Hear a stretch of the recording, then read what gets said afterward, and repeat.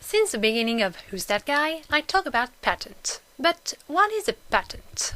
It's an intellectual property title with a duration, 20 years most of the time, and a geographic limitation. A patent can be extended or valid in several countries thanks to the PCT. Getting a patent costs money, but it protects your invention and it can sometimes allow you to make profit with it. The history of patents starts in Greece, during the Antiquity, continues during the Middle Age, with patent letters given by kings, and the first European industrial patent is issued in 1421 in Firenze. 50 years later, a second patent is given in Venice. Today, nearly 50,000 patents are issued every year in the USA only, showing the success of this system.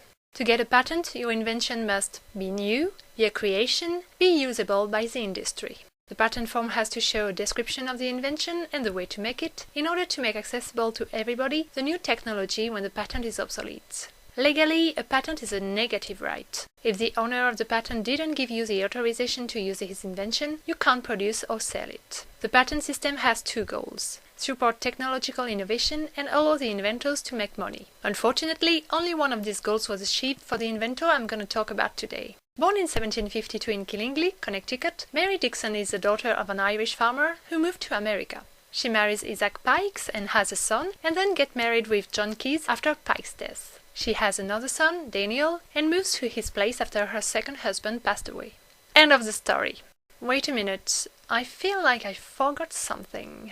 At the beginning of the 19th century, because of the Napoleonic Wars, the USA stopped their commercial exchanges with both France and Great Britain. The trouble is that this embargo causes a shortage of hats, which annoys the fashionistas who can't get the latest models from Paris or London, and also the farm workers who can't protect themselves from the sun. So all the social classes are affected, and the solution is about to come from the bottom layer. In 1798, because the government has encouraged private work, Betsy Metcalfe improves the straw weaving technique and employs many girls and women to make hats. And the finances of the New England improve amazingly. Few years later, Mary Dixon invents a method that allows to weave straw with silk and to make strong and cheap hats. Her invention is so popular and so lucrative for the country, which has seen his exportation drop off, that President James Madison's wife, Dolly, writes a letter to Mary to congratulate her. Despite a national craze for her technique during a couple of years, Dixon won't get rich, because straw hats quickly go out of style.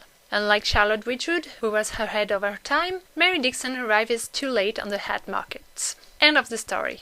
Wait a minute, why did I speak about patents?